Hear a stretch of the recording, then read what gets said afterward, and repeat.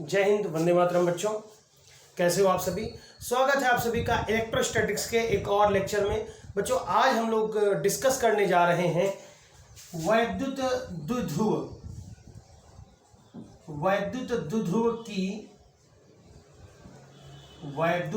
द्विध्रुव की अक्षीय स्थिति में।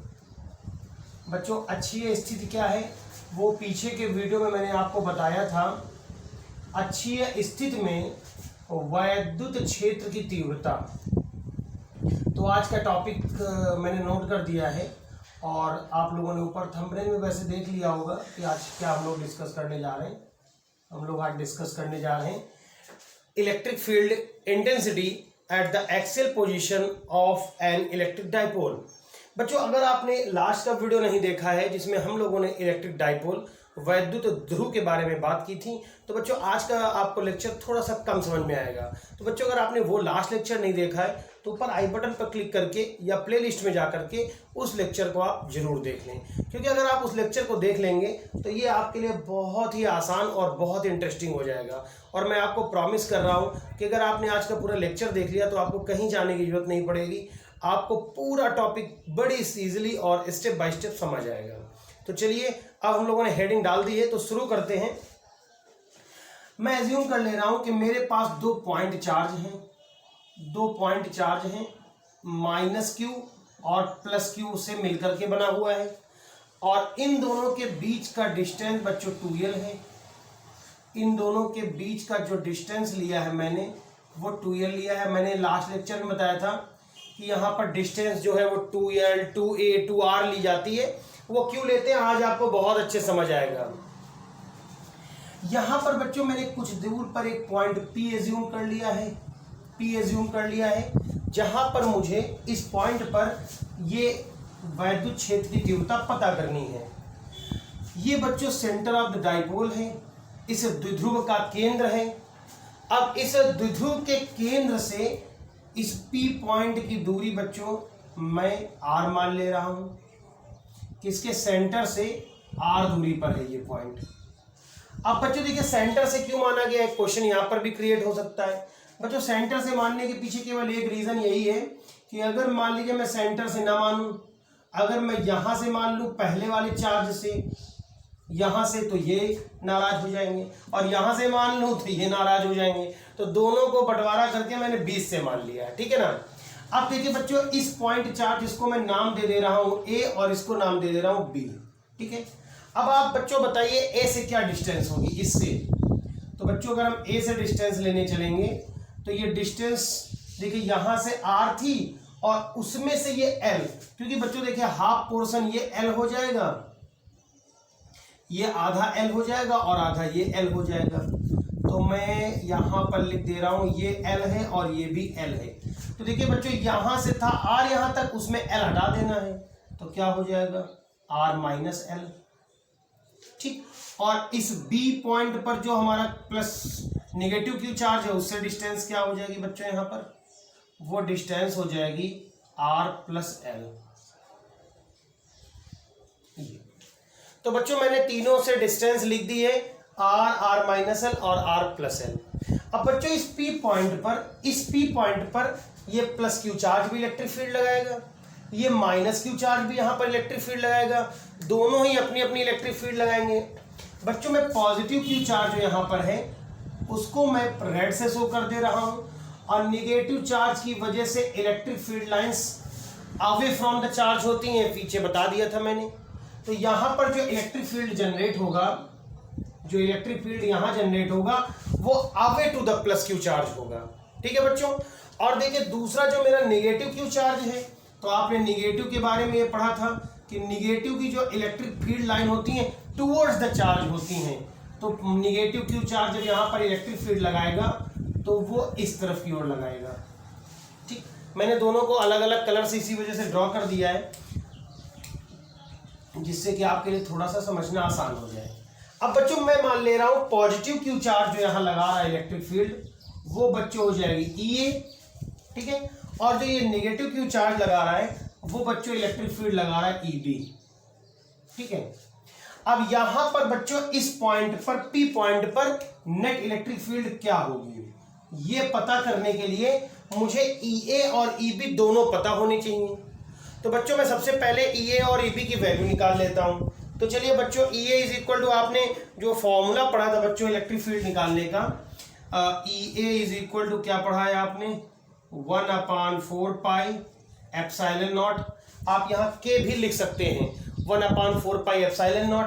और बच्चों ये A पर क्या रखा हुआ है, positive Q charge, positive Q charge upon में क्या हो जाएगा, R minus L to the whole square. ठीक है बच्चों, अब ये तो हो गया निगेटिव Q की वजह से।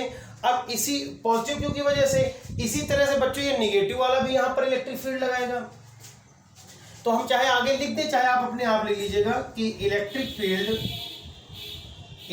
Field due two plus Q, नहीं माइनस Q बच्चों, बार बार भ्रम हो रहा है, ये तो प्लस Q की वजह से हो चुका है यहाँ पर।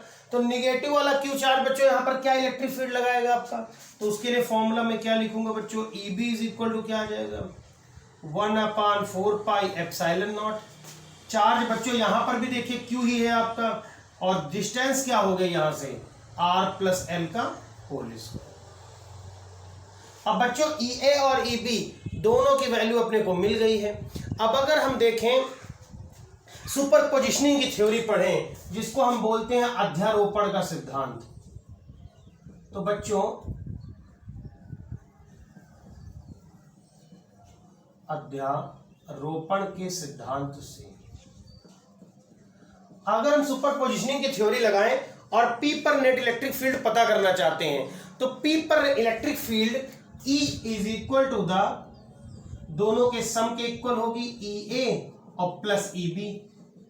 लेकिन देखिए बच्चों यहाँ एक चीज ध्यान दीजिएगा, ये आपकी वैल्यू हो गई आपकी EA और ये वैल्यू हो गई आपकी EB। अब ध्यान देने वाली बात ये है कि यहां पर जब मैं वेक्टर फॉर्म में इसको लिख रहा हूं और इनके वैल्यू मैग्नीट्यूड को मैं पुट करूंगा, मैं इनके परिमाण को रखूंगा, तो ये दोनों दिशा में विपरीत हैं। ठीक है, अब जरा 2 मिनट के लिए मेरी ध्यान से बात को सुन लीजिएगा, सारा समझ आएगा। बच्चों देखिए A से इसकी दूरी A से इसकी दूरी कम है, इसलिए A यहां पर मतलब पॉजिटिव Q चार्ज यहां ज्यादा फील्ड लगाएगा। जबकि आप इसको देखें B को, तो B की डिस्टेंस इससे कहीं ज्यादा है, तो B उतना इलेक्ट्रिक फील्ड नहीं लगा पाएगा जितना कौन लगा सकता है, A। मतलब यहां पर EA बड़ा है और EB क्या है, छोटा है। तो और डायरेक्शन भी अपोजिट है, अगर दोनों एक साइड जा रहे होते दोनों को सम कर देते। लेकिन यहां पर बच्चों एक जो है वो जा रहा है नॉर्थ, एक जा रहा है साउथ, मतलब अपोजिट, तो दोनों यहां पर आपके माइनस हो जाएंगे। तो बच्चों अगर मैं इसका मैग्नीट्यूड रखूंगा दोनों का, जो E vector equal to EA vector plus EB है, और अगर इसको हम वेक्टर फॉर्म में ना लिखें तो क्या लिखेंगे, अगर सिंबल लगा के लिखें तो EA माइनस EB। EA का मैग्नीट्यूड EB का मैग्नीट्यूड लिखा हुआ है बच्चों, यहाँ पर मैं इसको पुट कर दे रहा हूं 1/4 पाई एप्सिलॉन नॉट। मैं थोड़ा सा डायरेक्ट स्टेप चुरा रहा हूं यहां से, दोनों में देखो ये चीज कॉमन दिख रही है, तो मैं डायरेक्ट कॉमन लिख दे रहा हूं। तो बच्चों क्या आ जाएगा, Q upon R minus L whole square और minus Q upon R plus L whole square. अब जरा ध्यान देने वाली बात बच्चों ये है कि मैंने एक स्टेप यहां पर चुराया, जो मैंने यहां पर एक स्टेप बचा लिया है, उस स्टेप में 1/4 पाई एप्सिलॉन नॉट कॉमन आया था। ठीक है, अब ध्यान देने की बात है दोनों में देखिए Q भी कॉमन है, तो मैं इसमें से भी Q निकाल दूं, इसमें से भी Q निकाल दूं, तो यहां दोनों से मैं Q निकाल दे रहा हूं, तो यहां भी 1 आ जाएगा और यहां भी 1 आ जाएगा। अब देखें तो यहां पर इसको सॉल्व करा जा सकता है। कैसे सॉल्व करेंगे बच्चों, एलसीएम लेके सॉल्व करेंगे। तो क्या आ जाएगा, Q/4 पाई एप्सिलॉन नॉट, और यहां एलसीएम में क्या आ जाएगा बच्चों, R minus L whole square, और इनटू में क्या आ जाएगा, R plus L whole square. तो ऊपर हो जाएगा, मैथमेटिक्स के आप बच्चे हैं तो आपको एलसीएम समझाने की जरूरत नहीं है। अब मैं ऊपर देखता हूं तो एक फॉर्मूला बन गया। क्या फॉर्मूला बन गया बच्चों, इसको देखिए तो लिखा हुआ है A स्क्वायर, इसको देखिए लिखा है B स्क्वायर, दोनों माइनस में है, A square minus B square, एक ब्रैकेट में जोड़ देंगे एक ब्रैकेट में घटा देंगे, यही फॉर्मूला पढ़ा मैंने। 1/4 पाई एप्सिलॉन नॉट, कॉमन में अगर मैं नीचे लिखूं तो दोनों में स्क्वायर लगा है, तो इनको लिख दे रहा हूं R plus L R minus L का होल स्क्वायर। दोनों को एक साथ स्क्वायर लगा के लिख दिया इन दोनों को। ठीक है, ऊपर एक ब्रैकेट में दोनों को जोड़ दे रहा हूं R plus L plus R minus L। Minus करेंगे तो R plus L minus R, अब बच्चों देखिएगा माइनस R प्लस L हो जाएगा यहां, ठीक है, a plus B a minus B. अब आप देखो यहाँ l कैंसिल हो गया, यहाँ r से r कैंसिल हो गया, तो बच्चों अभी क्या बचा हमारा q अपॉन 4 पाई एप्सिलॉन नॉट, और यहाँ बच्चों क्या आ जाएगा, एक आ जाएगा ब्रैकेट में 2r और एक ब्रैकेट में आ जाएगा 2l, और अपॉन में क्या आ जाएगा बच्चों r square minus l square whole square, ये आ जाएगा। ठीक है, अब जरा समझिएगा इस बात को। ठीक है, देखिएगा बच्चों, यहां पर अगर आप देखो तो Q, मैं इसको सर्कल करके आपको समझा देता हूं, आप इसको देखें, ये लिखा है Q, ये लिखा है 2L, और जिन लोगों ने लास्ट का वीडियो देखा होगा उन्हें पता है कि Q इंटू 2L जहां पर भी होता है वो होता है डाइपोल मोमेंट। इसका मतलब यहां पर जहां पर Q इंटू 2L लिखा है, उस Q इंटू 2L की जगह में हम लोग क्या लिख सकते हैं बच्चों, P लिख सकते हैं। डाइपोल मोमेंट में यहां नीचे लिख दे रहा हूं, P इज इक्वल टू क्या फॉर्मूला होता है, Q इंटू 2L। फिर भी मैं सजेस्ट करूंगा आप पीछे का वीडियो जरूर देख लें। तो जहां पर Q इंटू 2L हम आप P रख दें तो क्या बन जाएगा बच्चों, E is equal to 1/4 pi epsilon naught. ठीक है, और बच्चों देखिए यहाँ क्या आ गया, इन दोनों जगह P और इंटू 2R, तो इंटू में हो गया P इंटू 2R अपॉन में R square minus L square का होल स्क्वायर। थोड़ा सा छोटा एडजस्ट करिएगा बच्चों। अब देखिए यहाँ पर बच्चों जो ये इन दोनों के बीच का डिस्टेंस होता है ना, बहुत छोटा लिया जाता है, कुछ माइक्रोन में होगा ये बीच का डिस्टेंस। किसके किसके बीच का, नेगेटिव Q और पॉजिटिव Q, इन दोनों के बीच का जो डिस्टेंस लिया जाएगा बच्चों बहुत छोटा लिया जाएगा, माइक्रोन में लिया जाएगा। जबकि ये जो डिस्टेंस ली जाती है R, ये बड़ी होती है, मीटर सेंटीमीटर में होती है। तो L जो होता है वो छोटा होता है, L जो है वो छोटा होता है किससे, R से, तो L का स्क्वायर और छोटा हो जाएगा R स्क्वायर से। देखिएगा बच्चों, ठीक है, ये और छोटा हो जाएगा। तो इसका मतलब मैं जहां पर इसको L स्क्वायर लिखा हुआ है इसको मैं नेग्लिजिबल मान लूंगा। L स्क्वायर R स्क्वायर की तुलना में नगण्य है, की तुलना में नगण्य है, मतलब लगभग नेग्लिजिबल है, जीरो है लगभग, ऐसा मान लेंगे कि L स्क्वायर जो है वो एकदम जीरो है। कैसे प्रूव करेंगे इसको, इधर प्रूव करके दिखा दूं क्या मैं आपको। देखिए बच्चों, देखिए R जैसे मान लीजिए सपोज दैट कि L की वैल्यू 0.1 है, तो L स्क्वायर की वैल्यू 0.01 हो जाएगी, और अगर R की वैल्यू 2 है तो R स्क्वायर 4 हो जाएगा। देखिए अभी जो गैप है वो कितने का है, वो भी 20 गुने का गैप है, और यहां जब स्क्वायर किए गए तो वो गैप 400 गुने का हो गया। मतलब अगर मान लीजिए डिफरेंस है दो नंबर्स के बीच में, मतलब एक नंबर बड़ा और एक छोटा, तो उनके स्क्वायरों में और बड़ा गैप आ जाता है, तो उसको छोड़ देते हैं। ठीक है ना, तो क्या बचेगा अभी, E equal to 1/4 pi epsilon naught. ठीक है बच्चों, और वहां क्या बचेगा आपका 2PR। बच्चों अगर नहीं दिख रहा थोड़ा सा एडजस्ट कर लीजिएगा, 2PR, ये छोड़ देंगे तो R टू द पावर 4। अब आप देखें ऊपर ये R है, नीचे R टू द पावर 4 है, कैंसिल हो जाएगा, 3R बचेंगे। तो बच्चों थोड़ी सी जगह की कमी है, देखिए बच्चों, तो यहां पर E इक्वल टू क्या लिखा जा सकता है, 1/4 pi epsilon naught 2P by R³। ये बच्चों हमारा डेरिवेशन है electric field intensity at axial position of an dipole, of dipole ना, ये बच्चों डेरिवेशन है। तो इस P पॉइंट पर जो हमारे वैद्युत क्षेत्र की तीव्रता होगी, जो इलेक्ट्रिक फील्ड इंटेंसिटी होगी, उसका फॉर्मूला बच्चों क्या निकल के आया है, E equal to 1/4 pi epsilon naught 2P by R³। यहाँ एक चीज ध्यान देने वाली है, बहुत सारी बुक्स में आपको यहाँ K लिखा मिलेगा N2 में, जहां मैंने लिखा है 1/4 पाई एप्सिलॉन नॉट, वहां पर आपको ये भी लिखा मिल सकता है 1/4 पाई एप्सिलॉन नॉट K। लेकिन एक्चुअल में जो डेरिवेशन हो रहा है उस कंडीशन में हम सॉल्व कर रहे हैं, यहाँ एप्सिलॉन नॉट लिख रहे हैं। तो जब मैं एप्सिलॉन नॉट लिख रहा हूं तो एप्सिलॉन नॉट क्योंकि एयर के लिए या वैक्यूम के लिए होता है, और एयर और वैक्यूम के लिए जो K है उसकी वैल्यू ऑलवेज 1 रखी जाती है, तो मैंने K को नहीं रखा है। ठीक है ना, आप चाहे तो रख सकते हैं, लेकिन मैंने यहाँ पर K को छोड़ रखा है। तो अगर ऐसा कुछ मिल रहा तो आप ये मत सोचिएगा कि आपको गलत चीज बताई गई है। अब चूंकि जो इसकी यूनिट होती है वो न्यूटन पर कूलम होती है, तो आप चाहे तो यहाँ यूनिट चाहे तो न्यूटन पर कूलम लिख सकते थे। इसके अलावा आप क्वेश्चन पुटअप होता है इसका वेक्टर फॉर्म। तो देखिए इसमें बच्चों 1/4 पाई जो एप्सिलॉन नॉट है वो वेक्टर नहीं है, आर भी वेक्टर नहीं है, लेकिन आपने पीछे के वीडियो में पढ़ा था कि हमारा डाइपोल मोमेंट, द्विध्रुव आघूर्ण एक बच्चों सदिश राशि है, एक वेक्टर फॉर्म है, और यहाँ पर ई भी वेक्टर फॉर्म में है। तो बच्चों इसका वेक्टर फॉर्म चूंकि शुरुआत से जिद पकड़ रखी कि मैं मिटाऊंगा नहीं, तो आगे मैं चाहता हूं कि आप इसका एक स्क्रीनशॉट इससे ले सकें, इस वजह से मैं इरेज नहीं कर रहा हूं। देखिए बच्चों इसका जो वेक्टर फॉर्म बनेगा, मैं अब नीचे लिख दे रहा हूं, तो इसका वेक्टर फॉर्म बनेगा E vector equal to 1/4 pi epsilon nought, और यहाँ पी वेक्टर अपॉन में आर क्यूब। तो यहाँ पर बच्चों ई और पी के भी ऊपर वेक्टर लग गया है, और सवाल ये पैदा होता है कि डायरेक्शन कैसी होगी।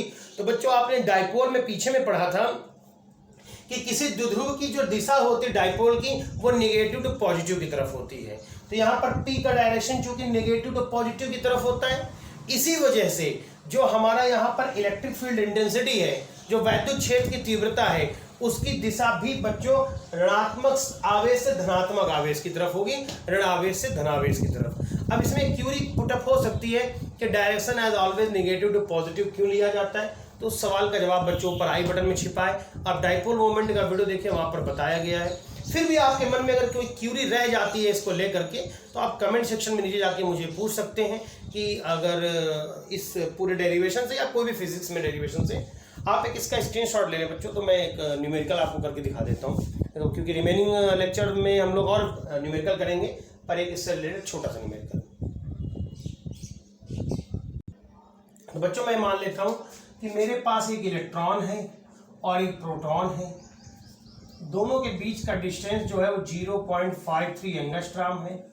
अब मुझे इसमें ये बताना है कि इलेक्ट्रिक डाइपोल मोमेंट क्या होगा, इन दोनों के बीच का इलेक्ट्रिक डाइपोल मोमेंट। तो बच्चों वो फॉर्मूला होता है P is equal to Q into 2L। तो Q बच्चों चार्ज इलेक्ट्रॉन प्रोटॉन दोनों पे वही होता है, 1.6 इंटू 10 की पावर -19, और इन दोनों के बीच का डिस्टेंस चूंकि 2L दिया है, डिस्टेंस को हम लोग 2L से ही लिखते हैं, एंगस्ट्रॉम में वो भी, तो 0.53, लेकिन एंगस्ट्रॉम में तो 10 की पावर -10। बच्चों मल्टीप्लाई कर लें किसका किसका, 1.6 का और 0.53 का, 10 की पावर -19 -10। अब इसका मल्टीप्लाई अगर करूं मैं तो कितना हो जाएगा, 16 3 48, हिंदी में मल्टीप्लाई करूं 16 3 जा 48, ऐसे भी बोल सकते हैं, 4 आएगा कैरी, 16 5 जा 80 और 84 हो जाएगा बच्चों, और 3 डिजिट के बाद पॉइंट यहाँ लगेगा, इनटू में 10 की पावर -29 होगा। अगर बच्चों मैं इस पॉइंट को इधर एक डिजिट खिसका दूं, इसको स्टैंडर्ड फॉर्म में लिखूं, तो 8.48 इंटू 10 की पावर -30। क्योंकि बच्चों अगर मैं यूनिट की बात करूं पी की, तो देखिए यहाँ पर क्यू का होता है कूलॉम, एल का होता है मीटर, तो कूलॉम मीटर होता है यूनिट। ये आपका बच्चों न्यूमेरिकल हो गया जो रिलेटेड है किससे, डाइपोल मोमेंट से। लेकिन हमारा जो टॉपिक है आज का वो बच्चों डाइपोल मोमेंट ना हो करके टॉपिक है हमारा आज electric field intensity at axial position, तो उसका भी एक न्यूमेरिकल देख लेते हैं। ठीक है, स्क्रीनशॉट एक ले लीजिएगा या फिर नोट कर लीजिएगा। ठीक है, चलिए मैं ये मान लेता हूं कि मेरे पास दो चार्ज पार्टिकल हैं जिन पर दोनों पर 5 माइक्रोकूलॉम का चार्ज है, और उन दोनों के बीच का डिस्टेंस जो है 5 माइक्रोकूलॉम की दो चार्ज बॉडीज हैं, 5 माइक्रोकूलॉम दोनों एक दूसरे से 4 सेंटीमीटर की दूरी पर रखे हैं। इनके मिड पॉइंट से 4 सेंटीमीटर की दूरी पर ये जो डिस्टेंस दी है, अब इसको आपको याद हो 2 मिनट पहले तो आपने आर लिखा था, तो कितनी दूरी पर पता करना है, 4 सेंटीमीटर, और इसको बच्चों हम किससे लिखते हैं, बीच की दूरी को 2L से 4 सेंटीमीटर। इस पॉइंट पर मुझे पता करना है P की वैल्यू। सबसे पहले फिजिक्स के न्यूमेरिकल्स को लगाने का मेरा मानना यह है कि डिटेल्स को नोट करना चाहिए, लगाना आसान हो जाता है। तो हमें गिवन है बच्चों Q1 या Q2, इसी को आप Q भी बोल सकते हैं, 5 माइक्रोकूलॉम या 5 इंटू 10 की power -6 coulomb. 2L is equal to बच्चों दिया है 4 सेंटीमीटर, जिसको हम लिख सकते हैं 4 इंटू 10 की पावर -2 मीटर।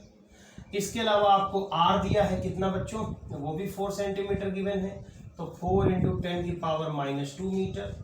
सारी डिटेल अपने पास आ गई है बच्चों। तो अब वैल्यू का पुटिंग का टाइम आ गया है। E इक्वल टू बच्चों क्या होता है, 1/4 पाई एप्सिलॉन नॉट इनटू में बच्चों क्या हो जाएगा, अभी आपने जब मैंने डेरिवेशन किया तो लास्ट में तो बच्चों मैंने लिखा था पी वाला, तो वही वाला नोट कर लेंगे, पी इंटू टू आर लिखा था अगर आपको याद हो, तो पी इंटू 2r, और अपॉन में क्या लिखा था, अपॉन में लिखा गया था r square minus L square whole square.